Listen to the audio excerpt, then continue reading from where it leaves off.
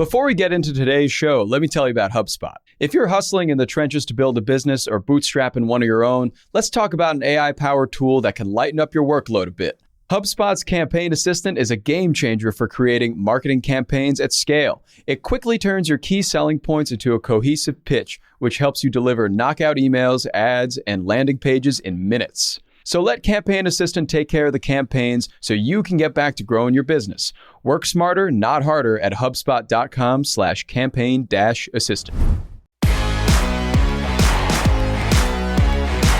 Good morning, everyone. It's Monday, October 2nd. I'm Ben Berkley here with Sara Friedman, and this is the Hustle Daily Show. For today's top story, we're going to talk about how the quest to work from anywhere has led people to start working absolutely everywhere.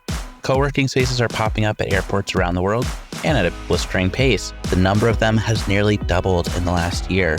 We'll talk about the competitors entering the space and whether or not we're doing too much work if we can't travel in peace. Sara will talk about that more in a minute, but first, I'm going to run you through today's top headlines in the world of business and tech.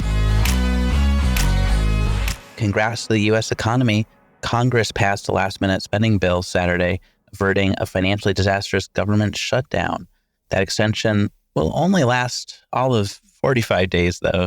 We've got another cliff now looming in November, so keep that champagne on ice.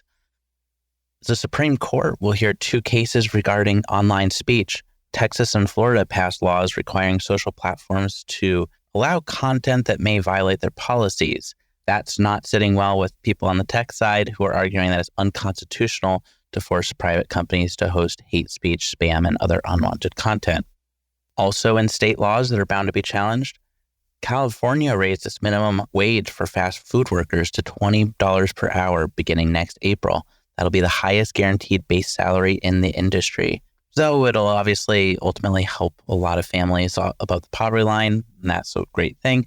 It's still a drop in the bucket. The Los Angeles resident in me can't help but remind everyone that making less than $70,000 is considered low income in the city. Kia and Hyundai, facing a lawsuit from 17 cities over an increase in car theft, are actually turning the blame onto TikTok and Instagram. Their vehicles do lack the anti-theft tech that other cars have, but they say the issue is actually social media platforms where people are posting instructions to steal them. We're saying goodbye to Google Jamboard. Google's going to shut down its 55-inch touchscreen whiteboard after 8 years. One reason why it probably didn't quite get where it needed to go, it's pretty expensive. Cost $5,000 just for the hardware itself. And then on top, you're looking at a $600 per year fee, which is a lot when you're marketing to schools. Finally, Toys R Us is making a comeback. The company announced its air, land, and sea expansion, which includes 24 new stores with some locations in airports and cruise ships. The move comes after the company filed for bankruptcy and closed all of its stores about 5 years ago. Now, let's get to our top story today, the fast-moving trend of adding co-working spaces into airports. Sara, can you tell us more about what's happening in airports around the world? Yeah, so if you have ever tried to do any work during a layover, I think most of us have attempted, you know that it's pretty horrible, like between the overhead messages blaring, the crying babies, the screaming adults. It's just a pretty miserable experience. So good news on that front is airports are kind of getting on the co-working bandwagon along with seemingly everyone else and starting to introduce formal co-working spaces and pods within airports so that people can do work. This is also coming at a time where, because credit cards so commonly are offering airport lounge access as a perk, even the lounges, which used to be quiet and exclusive and mostly filled with business people going on trips related to work, have turned into similarly pretty crowded, pretty loud spaces that are no longer so compatible. How many competitors are there out there?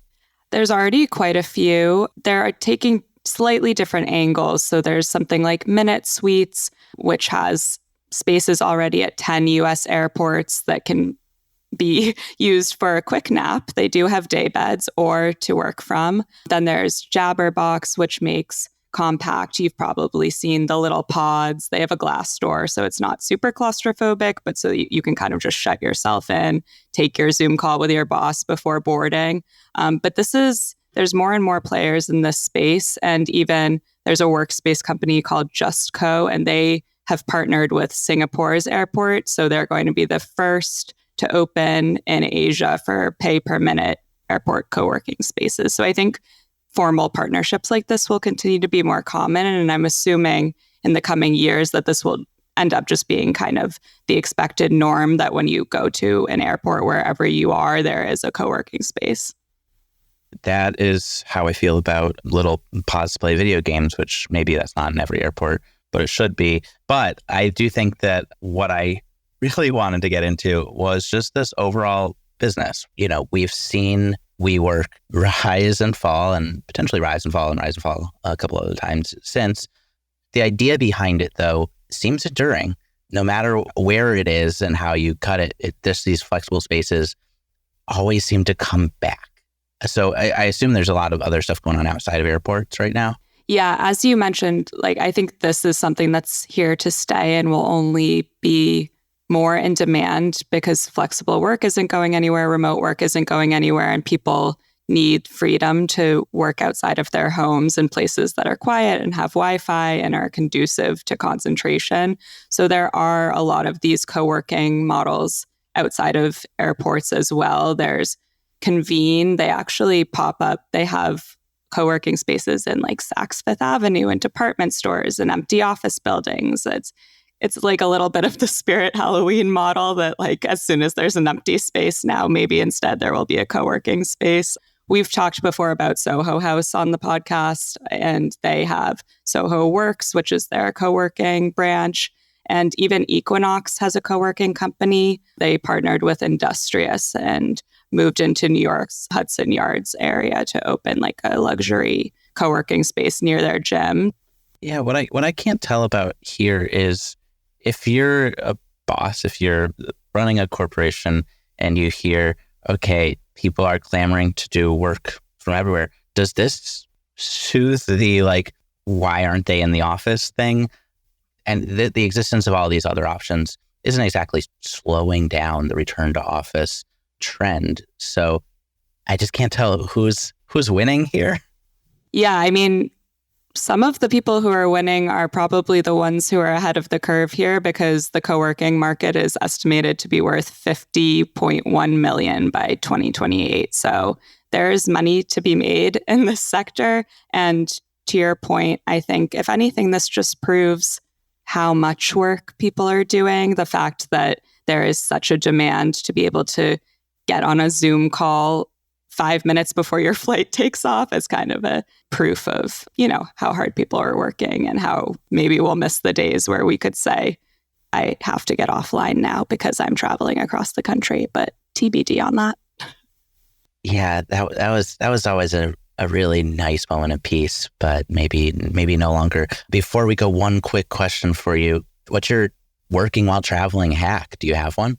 I mean, I think if you play it the right way, I do believe that some of my best work is done in transit, because you just are out of all of your other distractions. So I think in the right elements, if you have a window seat, put down the tray table, good Wi-Fi, I actually think that you can get some of your best writing done on a flight or on a train. I don't know if that's a hot take. I mean, on a train, maybe not, because Amtrak Wi-Fi leaves a lot to be desired, but I have learned that the hard way, unfortunately. And I do agree. I think that personally, would I spend a couple $100 on a co-working space in an airport in a year, or would I just spend it on really good noise canceling headphones? I guess it depends on how overstimulated you get at, watching children run around. Thank you so much for tuning in to the Hustle Daily Show. We're a proud part of the HubSpot Podcast Network. Our editor today is Ezra Trupiano, and our executive producer is Darren Clarke. We've got a lot more tech and business coverage in our newsletter. If you're not subscribed, go get yourself signed up at thehustle.co/email, and we will see you tomorrow.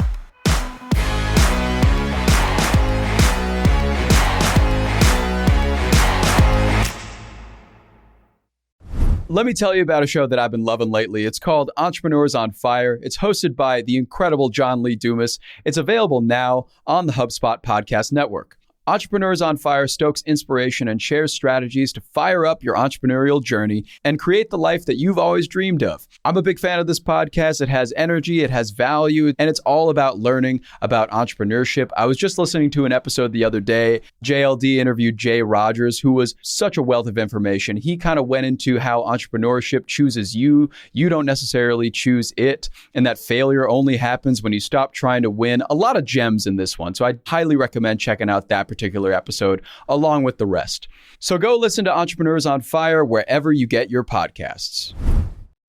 Hey guys, if you listen to the Hustle Daily Show on Google Podcasts, we want to let you know that the option will no longer be available pretty soon. Google is sunsetting its podcast app sometime in early 2024 in favor of YouTube Music, and we want to give you a heads up before it's too late since that time's almost here. The Hustle Daily Show is available everywhere and anywhere that you listen to podcasts like Apple Podcasts and Spotify. If you're using YouTube Music, we are there as well. If you're an Android fan, there are plenty of apps like Overcast, Pocket Casts, Player FM, and more. So just search for us wherever you decide to listen to your favorite podcasts.